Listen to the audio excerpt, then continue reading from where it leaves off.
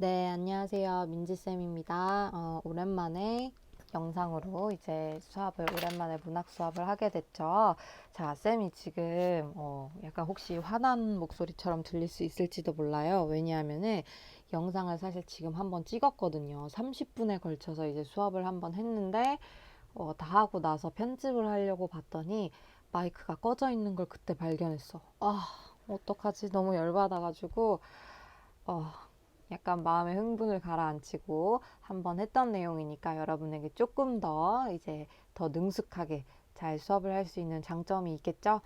그런 좋은 점만 생각하고 다시 없었던 일인 것처럼 자, 처음부터 수업을 한번 해보도록 하겠습니다. 자, 우리 이제 남은 이번 주 동안에는 온라인 수업으로 여러분들이 현대시 4편을 공부하게 될 거예요. 이제 여러분들 시험 범위의 총 마지막 부분이 되는 건데요. 그래서 하루에 한 편씩 시 작품을 공부하도록 하겠습니다. 자, 오늘 첫 번째로 공부할 작품은요. 바로 김소월의 산유화라는 작품이에요. 그래서 여러분 교과서로는 교과서 76페이지를 한번 펴보세요. 자, 오른쪽에 보면 예쁜 그림과 함께 왼쪽에 좀 기쁘죠. 순간 송민국 막 이런 거 보다가 좀 짧은 내용의 시를 보니까 좀 기쁜 마음이 들 수도 있어요. 하지만 오늘 내용을 보고 나면은 전혀 기쁘지 않았다라는 걸 알게 될 거예요. 사실 이 내용이 어마어마하게 심오한 내용이면서 어려운 내용이거든요. 그래서 오늘 일단 어렵다라는 걸 조금 각오하고 그만큼 더 근데 배우고 나면은 조금 더 한층 성숙된 느낌을 받을 수 있는 좋은 시니까 한번 보도록 할게요. 자, 일단 선생님이 한번 그 산유화를 낭독을 한번 해보도록 하겠습니다. 자, 산유화 김소월. 산에는 꽃 피네 꽃이 피네 갈봄 여름 없이 꽃이 피네 산에 산에 피는 꽃은 저만치 혼자서 피어있네 산에서 우는 작은 새요 꽃이 좋아 산에서 사노라네 산에는 꽃 지네 꽃이 지네 갈봄 여름 없이 꽃이 지네. 얘들아, 계속해서 뭐 꽃 얘기만 들은 것 같고 뭐 폈다 졌다라고 하는 것 같은데 도대체 무슨 말인지 잘 모르겠다라는 생각이 들죠. 자, 일단 시를 한 번씩 찬찬히 다시 1연부터 한번 보도록 할게요. 자, 이 시는 여러분들이 내용 구조도 자체도 좀 쓰기 어려울 수 있어요. 왜냐면 뭐 되게 별거 없는 것 같거든.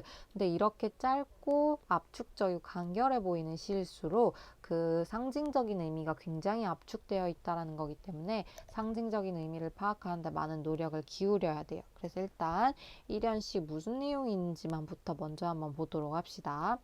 자, 산에는 꽃 피네, 꽃이 피네, 갈봄, 여름 없이 꽃이 피네 라고 했었죠. 일단 갈봄, 여름 없이 뭐야? 선생님 봄, 여름, 가을 아니에요? 그렇지. 가을일 때 가을을 이렇게 좀 줄여서 표현한 말이라고 할 수 있어요. 그럼 왜 이렇게 표현했을까? 그치 얘들아 봄, 여름, 가을 없이 이거보다 갈봄, 여름 없이 이러니까 조금 더 리듬감이 느껴지고 조금 더 심플해 보이는 느낌이 들죠. 자 그래서 우리가 좀 유식하게 표현을 하면은 자 갈봄, 여름 없이 이렇게 표현을 하면 뭔가 조금 더 간결함이 느껴져요. 시적으로도 우리가 간결함을 느낄 수 있고요. 그리고 조금 더 리듬감이 느껴지죠. 그래서 이 리듬감을 좀 시적인 표현으로 써보면은 운율을 형성하기 위해서 일부러 이런 표현을 썼구나라는 거 우리가 알 수 있어요. 자, 그래서 1연에는 꽃이 피네 라고 했었죠. 자, 1연에 보니까 뭐 내용 별거 없어. 그냥 산에서 꽃이 폈대. 그냥 이 얘기지. 자, 그래서 우리 1연의 내용은 산에 피는 꽃. 그냥 이렇게 정리하고 넘어가 보도록 합시다. 산에 꽃이 펴 있구나. 그럼 2연 봅시다. 산에 피는 꽃은 저만치 혼자서 피어 있네 라고 했어. 응? 아까 그 꽃이 그 꽃 얘기하는 것 같은데 피어 있대 계속. 근데 저만치 혼자서 피어 있대. 여기가 좀 포인트인 것 같다라는 생각이 들죠. 요거의 의미를 이따 살펴볼 건데요. 일단 저만치라는 선생님 저만치가 뭐예요? 저만큼 있다라는 건가? 아니면 저렇게라는 건가? 뭐 이렇게 생각이 들 수 있죠. 자, 이것도 학자들의 의견이 좀 분분하긴 한데요. 해석은 일단 우리 첫 번째는 거리적으로 생각할 수 있어요. 그러니까 그냥 저 정도 거리로 떨어져 있다라고 해서 저만한 거리를 두고 이런 의미로 볼 수도 있고요. 이런 의미로 생각할 수도 있고요. 두 번째로는 그냥 저렇게 그냥 저 모양처럼 뭐 이렇게 해서 지칭하는 그냥 꽃이 피어 있는 모습을 그냥 단순하게 표현한 거라고 할 수도 있어요. 저렇게. 그냥 뭐 이렇게 정도로 해석이 방법이 있구나라는 거 의미를 이따 한번 보도록 하겠습니다. 일단 이어는 뭐 꽃이 아까 피어 있었는데 저만치 혼자서 피어 있대.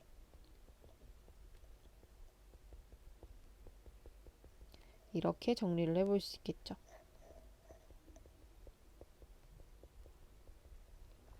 자, 별거 없는 것 같은데요. 사면 또 한번 봅시다. 산에서 우는 작은 새요. 꽃이 좋아 산에서 산호라네. 오, 뉴페이스 등장. 작은 새라는 애가 또 나타났네. 새. 새도 근데 꽃이 좋아서 있는 애래. 어머, 친구인가? 그래서 꽃이 좋아서 산에서 같이 살고 있는 새도 있대요. 그래서 우리 세 번째 사면에서는 산에 꽃뿐만 아니라 작은 새도 살고 있구나. 요 정도로 볼 수 있겠죠. 자, 마지막 4연 가봅시다. 아까 많이 봤던 표현인데 산에는 꽃지네 꽃이 지네 갈봄 여름 없이 꽃이 지네. 똑같은데 1연이랑 라고 생각할 수도 있는데 묘하게 달라요.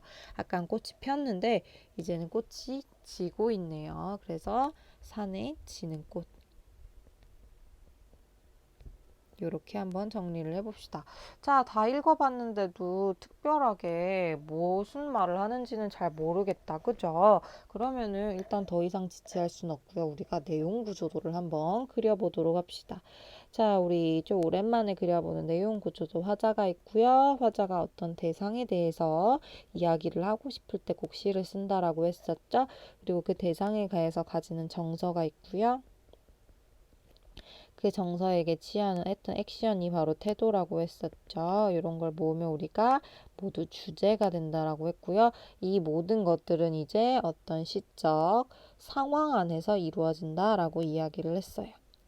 자, 그럼 한 번씩 넣어봅시다. 자, 우선 1번 화자 한번 찾아보세요.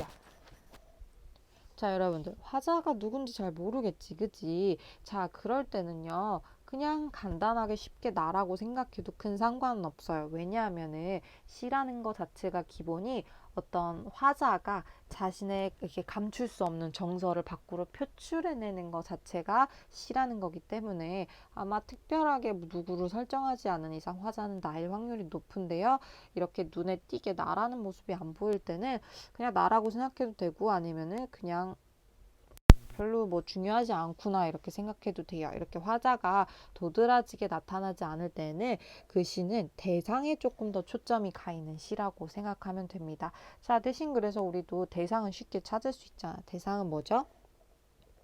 그렇지, 바로 꽃이죠. 꽃.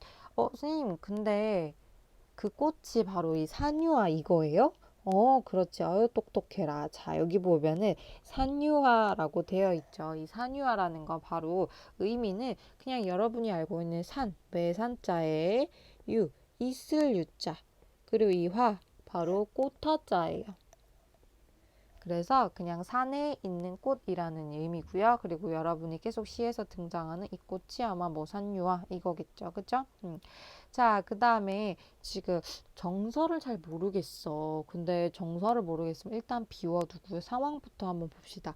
자, 지금 산에서 계속 이 모든 배경은 산에서 일어나고 있죠. 자, 이 산에서 꽃이 폈다가 그리고 꽃이 쳤다가 그러기도 하고 그리고는 혼자서 저만치 펴 있대요. 꽃은 지금 산에서 폈다 졌다 혼자서 펴 있는 상황이다. 뭐 이렇게 있죠. 그래서 그리고 우리 이렇게 지나가려고 했는데 좀 아쉬운 대상 하나 있지. 뭐야? 새도 있었잖아. 그렇지. 얘를 대상으로 하긴 좀 그렇긴 한데 뭐 일단은 꽃이 좋아서 산에 사는 애가 있는데 하나 새도 잊지 말자 하고 넘어가도록 합시다. 그냥. 쌤, 근데도요, 여기서 느껴지는 정서가 뭔지 모르겠어요. 자, 그럼 일단 비워두고 우리 태도만 한번 보도록 합시다. 자, 화자는 꽃에 대해서 어떤 태도를 취하고 있나요? 뭐 어떤 행동을 하고 있나요? 그렇지. 아무런 행동을 하고 있지 않아요, 사실은. 아무런 행동을 하지 않고요. 그래도 이렇게 말을 하고 있다라는 건 바로 그저 지켜보고만 있다라는 거죠. 그냥 꽃이 피네. 지네. 저렇게 펴 있네. 아, 새도 있네. 뭐 이러면서 그저 지켜보고 있어요. 이런 거 우리가 조금 더 유식하게 뭐라고 시적으로 표현하냐? 이런 거를 우리가 관조적 태도라고 합니다. 그저 멀리서 지그시 간섭하지 않고 그저 바라보기만 한다라는 걸 우리가 관조적 태도라고 이야기를 해요.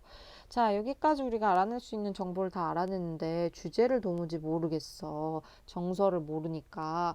자, 그럴 때는 내가 뭐라 그랬어요? 자, 바로 여러분들이 상징적 의미를 아직 파악하기 못했기 때문에 이 시는 유독 상징적 의미, 시어의 상징적 의미가 중요한 시기 때문에 그렇다라고 했었죠.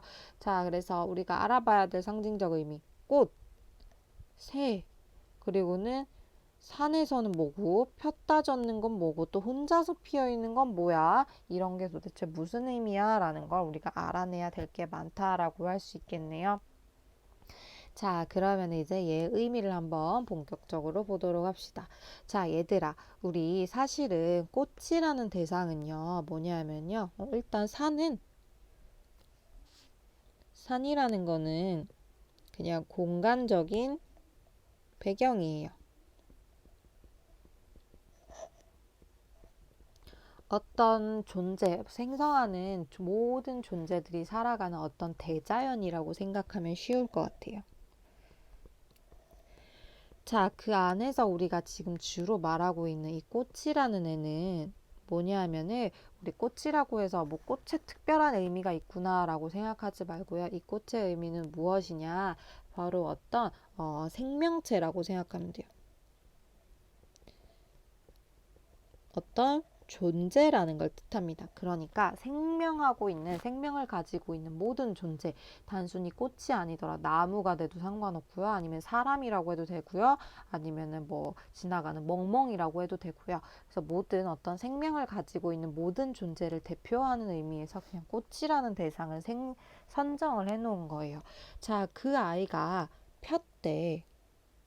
그리고 끝에 보면 젖대라는 말도 나와 있죠. 자, 꽃의 특징이 두 가지가 있죠. 일단 첫 번째는 폈다가 젖다라는 게 있고요. 두 번째는 저만치 혼자서 펴 있다라는 우리가 시의 내용에서 특징들이 있었지. 바로 얘는 무슨 의미를 가지냐. 자, 꽃이 폈다라는 거는 태어났다라는 거고요. 꽃이 졌다라는 건 죽었다라는 얘기잖아. 쉽게 말하면은. 그러니까 무슨 말이야. 아, 모든 생명체는 폈다가 져는 거나. 그러니까 생성이 있으면 생명이라는 게 탄생이 있으면 죽음이란 게 있구나. 그래서 어떤 생성과 소멸이라는 그런 걸 나타내는 거예요. 그래서 아, 꽃이라는 거는 생성과 소멸하는 그런 존재를 내포하고 있구나. 우리가 생각해 볼 수 있겠죠. 자, 그 다음에 두 번째, 저만치 혼자서 펴 있댔잖아. 자, 꽃은, 여러 친구들과 같이 더불어서 이렇게 활짝, 그리고는 가득 펴 있다. 이렇게 하지 않고요. 그냥 저만치 혼자서 피어 있네. 이렇게 표현을 했죠. 바로 뭐야? 꽃은 외로운 존재다라는 뜻이죠. 외롭고 고독한 존재라는 걸 알 수 있죠.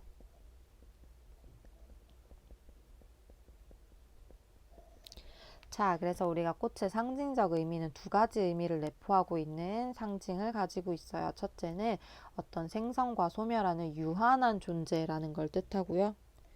유한이라는 건 무한의 반대되죠. 그러니까 태어나면 죽을 수밖에 없는 그런 유한한 존재고요. 그리고는 우리 사람뿐만 아니라 모두 그렇지만 사람은 혼자서 태어나서 결국 혼자서 죽는 거야. 이렇게 얘기하기도 하잖아. 늘 외로운 존재야 라고 말하듯이 그 얘기를 하고 있는 거예요. 고독한 존재다. 모든 생명체는 이 두 가지를 내포하고 있는 존재하는 생명체 모두를 대표하고 있는 게 꽃이에요. 자, 그러면은 여기 다 해결됐어. 산, 폈다 줬다, 혼자서. 꽃 다 해결되는데 그럼 새는 뭐냐? 새 어디 나왔었는지 다시 가볼까요? 산에서 오는 작은 새요. 이 새는 왜 나왔냐 하면은 꽃이 좋아서 산에 있는 거래. 그치? 그러니까 같이 있고 싶어서 산에 있구나라는 걸 알 수 있는데요. 얘들아, 그럼 좋아하면은 같이 붙어 있어야 되잖아. 친하게 지내고 그리고는 다정하게 지내고 이래야 되는데 아까 얘기했듯이 꽃은 저만치 혼자서 피어있는 존재죠. 그럼 자동 강제로 새도 멀찍이 떨어져 있어야 하는 존재죠. 그러니까 얘는 울고 있죠. 그래서 결국엔 무슨 말이야? 이 새 자체도 결국에는 고독한 존재라는 뜻이에요. 아, 꽃뿐만 아니라 새도 고독한 존재구나. 결국에는 모두가 고독한 존재일 수밖에 없구나라는 걸 말하는 거구나. 근데 새는 또 왜 나왔냐면은 산에서 우는 작은 새요. 우리 보통 화자가 뭔가 이야기하고 싶을 때 그 사람의 감정을 어떤 대상에 많이 이입하죠. 보통 그 대상은 새인 경우가 좀 많아요. 그래서 여기에서도요, 화자의 감정이입이 일어나고 있어요. 그래서 운다라는 유독 시에는 그런 표현이 되어 있죠. 꽃은 그저 지켜보고 있는데 새는 울고 있다. 그리고는 또 새도 꽃을 지켜보고 있잖아. 그러니까 화자를 나타내는 거죠. 화자의 감정이입이 드러난 대상이고요. 이렇게 화자의 감정이입이나 아니면 어떤 화자의 감정을 표출하기 위해서 사용하는 모든 사물을 우리가 객관적 상관물이라고도 하죠. 자, 그래서 이런 의미를 가진다라고 할 수 있습니다. 아, 그러면 우리가 다 정리가 됐네요. 시적 의미가 다 정리가 됐지. 그러면은 요거 내용 구조도 마저 한번 빈칸 채워보도록 합시다.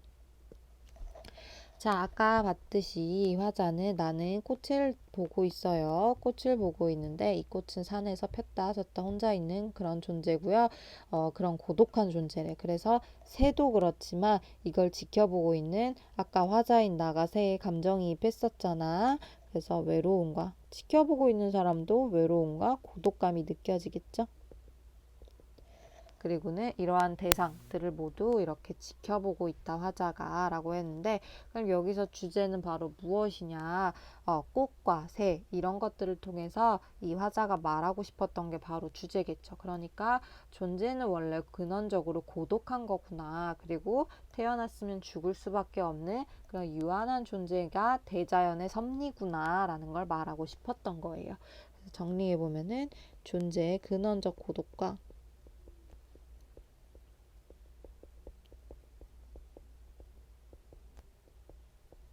그리고 어떤 태어났으면 죽을 수밖에 없는 생성과 소멸이 반복되는 대자연의 섭리를 이 꽃과 그리고 새, 뭐 이런 것들을 통해서 표현을 한 겁니다. 자, 굉장히 짧고 간결해 보였는데요. 어마어마한 내용의 철학적인 내용이 담겨 있었죠. 자, 그러면 이것도 다시 보일 거예요. 뒤로 가봅시다. 자, 쌤이 C의 구성을 한번 정리를 해봤는데 아니 PPT로 가져오면 꼭 이렇게 하나씩 비워 있더라. 자, 여기 보면은 1년에서 우리 아까 봤던 내용은 산에 피는 꽃이었죠. 자, 여러분 눈치챘는지 모르겠는데 지금 이 앞에 써있는 산에 피는 꽃 1년, 2년 저만치 혼자서 피어있는 꽃, 산에 사는 새, 산에 지는 꽃 이거 우리 아까 처음에 맨 처음에 1, 2, 3, 4년 읽으면서 간략하게 우리가 내용 요약을 해본 거예요. 시의 내용을. 자, 근데 이제 의미를 다 알고 나니까 가로 안에 있는 의미가 이제 새롭게 보이죠. 자, 무슨 말이냐 보면은 처음에 꽃이라는 건 어떤 존재라고 했었잖아. 그러면은 존재가 피었다. 그러니까 처음에 1년을 통해서는 어떤 존재의 생성을 말한 거였구나. 그리고 4연에서 보면 아까 산에서 졌다라고 했죠? 그러니까 꽃이 졌다라고 했으니까 결국에 존재의 소멸을 얘기하는구나. 1, 2, 3, 4연의 과정에서 그러니까 생성했으면 생명이 생성했으면은 소멸할 수밖에 없구나. 이런 거를 쭉 보여주고 있구나. 그 과정 안에서 이렇게 꽃은 또 혼자서 피어 있으니까 존재의 고독감을 말하기도 하고요. 그리고 좋아서 함께 있지만 이렇게 떨어져서 밝게 있을 수밖에 없는 어떤 존재와 교감을 하기도 하는구나 라는 과정에서 결국엔 소멸하는구나 이런 내용 구조를 가지고 있는 거예요. 자, 이런 내용을 보면서 우리가 했던 내용을 상징적 의미, 시어의 상징적 의미를 다시 한번 정리해 봅시다. 자, 우리 대표적으로 많이 나오는 시어 3개를 한번 정리를 해봤어요. 첫 번째 산. 자, 아까 얘기했듯이 꽃이 피고 지는 공간적 배경이에요. 쉽게 얘기하면은 공간적 배경인데요. 어떤 대자연의 세계를 상징하고 있죠. 그냥 우리 인간으로 따지면 인간의 세상 만물이 존재하는 그런 세계를 그냥 뜻하는 배경이에요. 자, 가장 중요한 꽃이지. 이 꽃의 의미는 바로 뭐야? 아까 얘기했듯이 첫 번째 고독한 존재고요. 두 번째, 생성하고 소멸하는 어떤 모든 자연물을 상징해요.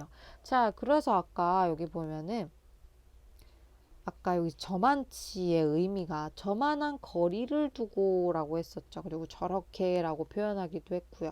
그래서 여기 보면은 저만한 거리를 두고 여기에서도 의도적으로 존재의 근원적 고독을 이렇게 표현한 거예요. 저만치라는 표현으로요. 그리고 또 한편은 그냥 저렇게라고 한 건요. 그냥 꽃이 피어 있는 모습을 나타낸 거고요.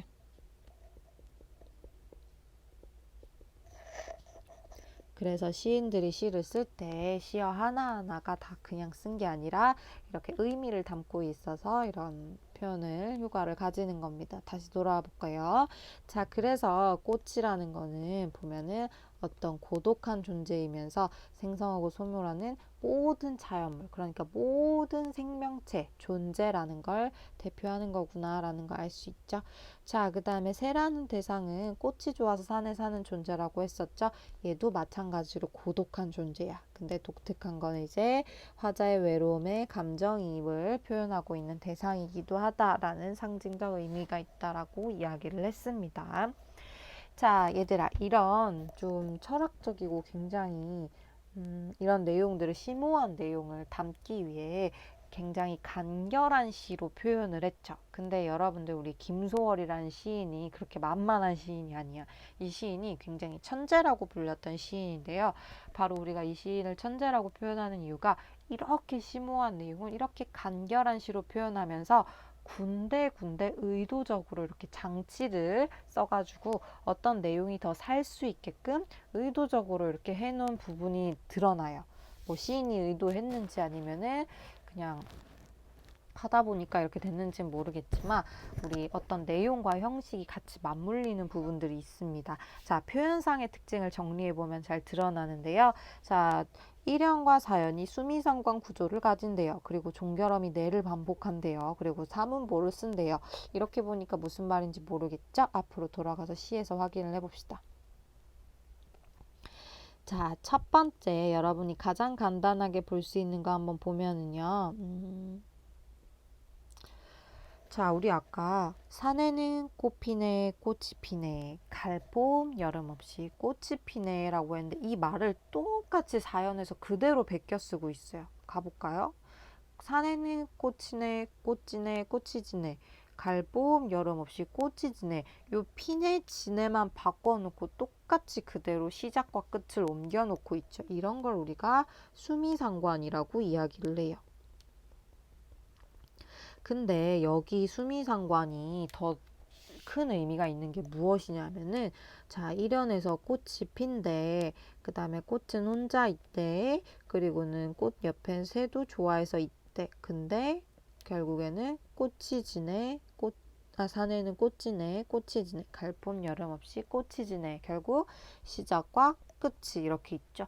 자, 근데 시작과 끝을 같은 모양으로 이렇게 묶어놨어. 이런 건 무슨 얘기야? 결국 다시 그 끝이 시작이 될 거라는 걸 암시하는 표현이죠. 무슨 말이야? 모든 일에는 시작이 있으면 끝이 있고, 끝이 있으면은 반드시 새로운 시작이 있다. 겨울이 가면 반드시 봄이 온다라는 말이 있듯이 이렇게 생명이 어떤 죽음으로 생성했으면 소멸로 끝나는 게 아니라 다시 생명으로 순환한다라는 걸 표현하기 위해서 이렇게 수미상관 구조를 활용해 준 거예요. 굉장히 재미있죠. 자, 그게 아까 1번에서 표현한 내용이고요. 자, 그 다음에 우리 두 번째 보면 아까 뭐 종결음이 네 이런 말 계속 썼었는데요. 여기 한번 봅시다. 자, 보면은 시에서 산에는 꽃 피네, 꽃이 피네, 갈봄 여름 없이 꽃이 피네. 계속해서 끝에 종결음이 끝부분이 말 끝이 뭐뭐하네, 뭐뭐하네, 뭐뭐하네 이렇게 표현되고 있어요. 자, 이걸 종결음이라고 하는데 이 종결음이 네를 쓰면 어떤 효과가 있느냐? 우리가 뭔가 적극적이고 뭔가 그 안에 깊이 파고드는 느낌보다는 감정이 한층 절제돼서 그저 바라보고 있는 느낌이 들죠. 아까 뭐야? 그저 지켜보고 관조적 태도라고 했잖아. 이 내라는 종결어미를 통해서요. 이런 걸 느낄 수 있게끔 의도적으로 장치를 해준 거예요. 자, 그래서 우리 이런 걸 통해서 효과를 느낄 수 있고요. 그리고 세 번째는 삼음보라고 했는데 쌤 여기서 삼음보가 어디가 보여요? 자 보세요. 산에는 꽃 피네 꽃이 피네 갈꽃 여름 없이 꽃이 피네 한 덩이 두 덩이 세 덩이 삼음보 한 덩이 두 덩이 세 덩이 삼음보 이렇게 되어 있죠. 그러니까 삼음보를 이런 식으로 여러 행에 걸쳐서 배열을 하고 있어요. 자 그리고 또 이 배열이 계속 같은 패턴이 아니라 조금씩 달라져요. 자 2형 가볼까요? 얘는 한 줄에 한 음보만 넣네. 산에 산에 피는 꽃을 한 덩이 두 덩이 세 덩이 삼음보 저만치 혼자서 피어있네 이렇게 삼음보. 쌤 그러면 이렇게 나눠서 표현한 이유가 뭐예요? 자 그거는 의도적으로 리듬감을 줘서 뭔가 이렇게 내용이랑 리듬이 느껴지게끔 하는 거예요. 자 보면은 뭐라고 표현해야 될까? 자, 우리 이 꽃이라는 건 지금 처음에 꽃 피네, 꽃이 피네 이렇게 했는데 지금 이 이연에서는 꽃이 저만큼 혼자 떨어져서 고독하게 펴 있다라는 느낌을 주고 싶잖아. 그래서 일부러 이렇게 뚝뚝 끊어서 표현한 거예요. 산에, 산에 피는 꽃은 왠지 이렇게 그럼 꽃이 막 이렇게 화단을 이루고 있는 게 아니라 듬성, 듬성, 듬성 이렇게 피어 있다라는 느낌을 주죠. 이런 느낌을 살리기 위해서 의도적으로 삼음보를 이렇게 한 행에 걸치거나 아니면 여러 행에 걸치거나 이렇게 의도적으로 배열을 하고 있어요. 그리고 요거는 그냥 학설이긴 한데요. 여러분 시 76페이지 전체 시를 보면요.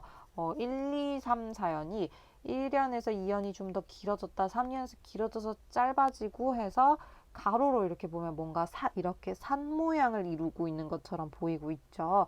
이런 것도 의도한 거다라는 학설도 있긴 해요. 확실하진 않지만 자 이래서 이렇게 의도적으로 삼음보 배열을 했다라는 특징도 있습니다. 자 좀 무슨 말인지 어렵죠? 다시 정리해 볼게요. 자, 얘 표현상의 특징은 1연과 4연이 내용과 구조 면에서 내용은 피네, 지네, 구조는 똑같은 모양을 말하는 거예요. 서로 대응하고 있어요. 바로 수미상관이라고 했었죠. 이걸 통해서 어떤 생명이 순환한다라는 걸 보여주고 싶었던 거예요. 자, 그 다음에 두 번째 표현상 특징, 아까 종결함이 내를 반복한다라고 했었죠? 이거로 가군의 효과, 우리 랩할 때도 일부러 끝을 뭐뭐하고 뭐뭐하고 뭐 이런 식으로 좀 리듬감을 주죠. 그것처럼 가군의 효과, 그러니까 리듬감을 주기도 하면서요. 중요한 거, 감정의 절제를 보여준다라고 했죠. 저기 새가 가네. 저 새가 저렇게 가네. 뭐 이러면은 뭔가 감정이 굉장히 절제된 차분한 느낌을 주죠. 이런 걸 우리가 또 관조적 태도라고 한다고 했어요. 자, 그 다음에 우리 방금 봤던 세 번째 삼음보. 이 시는 기본적으로 삼음보예요. 근데 얘를 여러 행에 걸쳐서 배열하거나 한 행에 배열해서 의도적으로 이런 의문해라 내용의 효과를 주고 있다라는 걸 알 수 있죠. 자, 그래서 이 시인이 이렇게 말하고 싶은 내용을 이런 표현상의 특징을 사용해서 아름답게 표현을 했는데 이 내용과 형식이 이런 관계를 가집니다. 자, 쌤의 카톡이 왔죠? 아까 열받는다고 보냈거든요. 영상이 한번 녹음이 안 돼서. 자, 여기 보면은 우리 방금 했던 내용이에요. 꽃이 치고 지는 모습을 관조적 태도로 바라본다라는 내용을 말하고 싶어서 이걸 조금 더 잘 살리기 위해서 종결어미 내를 반복해서 감정 절제를 보여줬다라고 했었죠. 아, 이런 내용을 전달하기 위해서 이런 형식적 특징을 썼구나라는 걸 알 수 있고요. 생성과 소멸, 그러니까 태어나면 죽는 게 당연하고 또 죽으면 결국에 다시 또 태어난다라는 생명이 순환하는 어떤 대자연의 섭리를 말하고 싶었어. 꽃을 통해서. 그래서 1연과 4연의 수미상관을 써서 이런 자연의 순환을 드러냈구나. 얘도 이런 내용을 표현하기 위해서 이런 형식적 특징을 활용하고 있죠. 즉 무슨 말이냐. 밑에 보면 형식이 내용과 긴밀하게 연관돼서 내용을 좀 더 효과적으로 드러낼 수 있게 된다. 이런 게 바로 문학 작품이라는 거다라는 걸 가장 잘 보여주는 시가 바로 이 산유화라는 시였던 거예요. 자, 우리 오늘 굉장히 사실 어려운 내용을 했어요. 첫 시간부터 현대시 첫 시간부터 일부러 여러분들이 조금 긴장하고 열심히 좀 해보라는 의미에서 좀 어려운 시를 한번 골라봤는데요. 오늘 배운 내용들은 사실 크게 생각해보면 내용 이해하고 형식적 특징을 잘 이해하면 크게 어렵지는 않은 내용이에요. 시인의 의도만 잘 파악하면. 그래서 내용 다시 한번 정리해보고요. 바로 뒷강의에 함께 같이 올려주는 그 형성평가 문제도 여러분들이 직접 바로 한번 풀어보면서 학습한 내용이 잘 되었는지 한번 확인을 해보도록 합니다. 자, 오늘 수업은 여기까지 할게요.